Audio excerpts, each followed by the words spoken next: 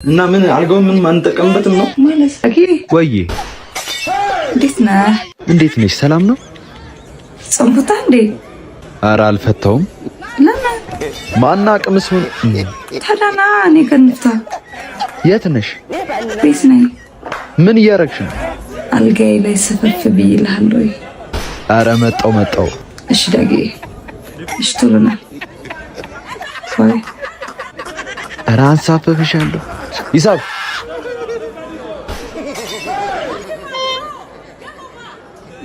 ማዚማ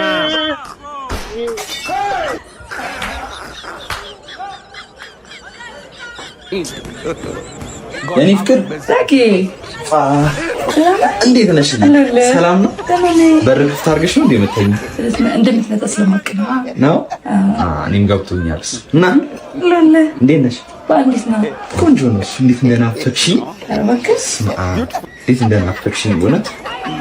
እንዴ እንደምታውቀው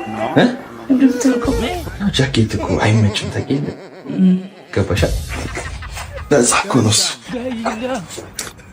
እና ጾም ንፍታ።